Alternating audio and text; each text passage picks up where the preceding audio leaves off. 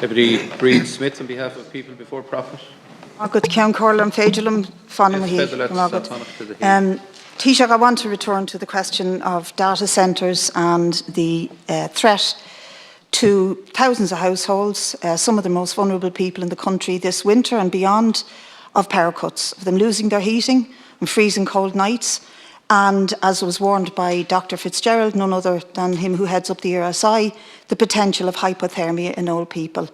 Now, this isn't just to do with the limitation on energy, it's very much to do with the increased costs of electricity and the rising price of carbon. But just to go back on the data centres issue, because it's very much connected with the overall problem that we're having. So just to relay some of the facts again, I know you were all listening to the debate this morning, I wasn't, but I want to go over them.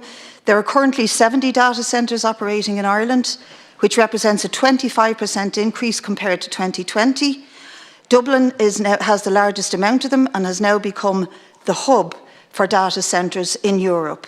This represents an annual increased demand of around 600 gigawatts, the equivalent of 140,000 households per year being added to the grid. Would that it were 140,000 new homes per year? That would be marvellous, but it's not, it's data centres.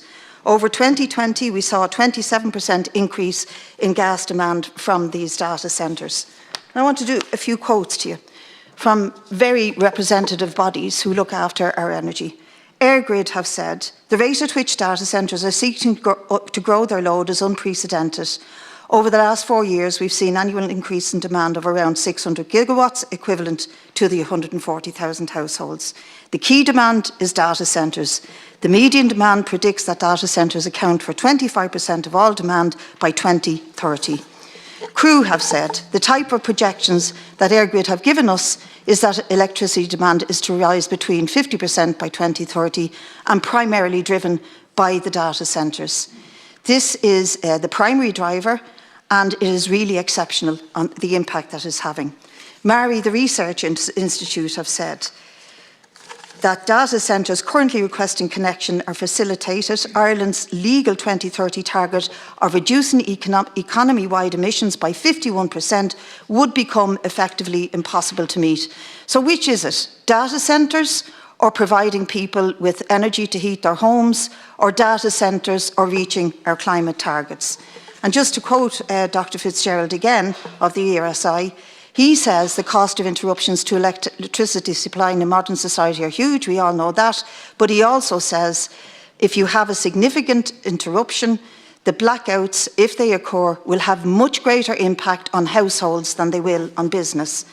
And therefore I want to put it to you that in the context where households are facing ever-increasing energy bills and carbon taxes, that the continued granting of planning permission to energy-intensive data centres is being perceived as an unfair distribution of the costs and benefits. Not only are you failing on your climate targets, on giving people energy, but you're also failing on a just transition, which is supposed to be at the key and the corner of everything your partners in government stand for. So what is it? Data centres, heat, data centres or climate targets? It's not that crude it's never that crude. Juxtaposition. It's not that simple. And that's an overly simplistic presentation, in my view. Now, the Commission for Regulation of Utilities and Grid, they have the statutory responsibility in terms of ensuring the balance between demand and supply. And that's what this Oireachtas established and provided that infrastructure. That said, government has met with both, and government will be taking decisions in respect of immediate issues.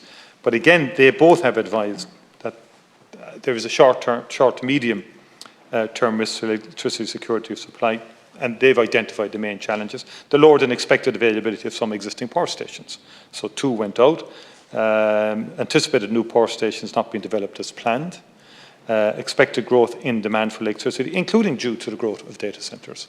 So we're not ignoring the issue of data centres, because, as I said earlier, the CRU is currently undertaking a review and developing a new data centre connection policy to ensure that their operation is aligned with supply. And pending that, there hasn't been any movement in relation to data centres, pending the outcome and conclusion of that review. But the idea of just simply saying banning them isn't, in my view, a measured response either, and tenable into the future. And the expected closure of power stations that make up approximately 25% of conventional electricity generation capacity over time, that's another factor. And hence there will be a need to extend those by a year if that's required in the medium term. And any short-term risks are reducing significantly because of the fact that the upcoming return to operation of the 2 key gas-fired stations, they're due back now, as I said earlier, and that reduces supply. But of course, again, any risks such as that will not necessarily impact the supply of electricity to customers and particularly to households. On the energy cost side, yes, in the budget we're going to have to address issues around the capacity of people to meet fuel costs, particularly low-income families, in respect of measures that we will take to try and protect people from a separate issue, which is the growth or the increase in energy costs across Europe because of the rebound of the economy, both here and across Europe, in respect of the emergence from COVID-19 and issues around supply from Russia and so on. So there's a lot of global issues affecting the oil supply at the moment and the cost of energy, which we're going to have to, obviously, in the budget, take into consideration in terms of protecting people from that.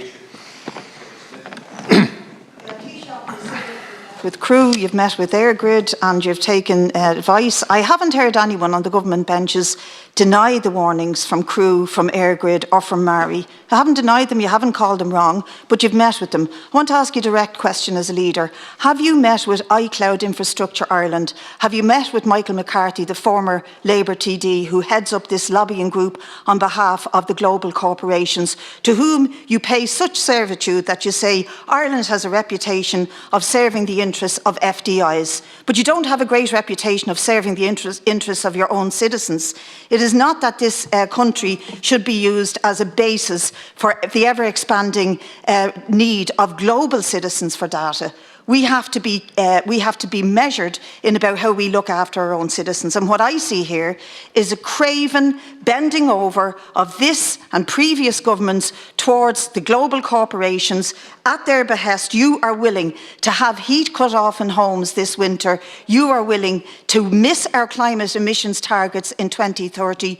You are willing to destroy the reputation of this country in other ways, and that it's not able to provide the energy needed to bring in other investment. Thank you very much. So are we listening to Jeff Bezos and Zuckerberg, or are we listening to Joe and Josephine Soap, who need the heat and who need the price of electricity kept down?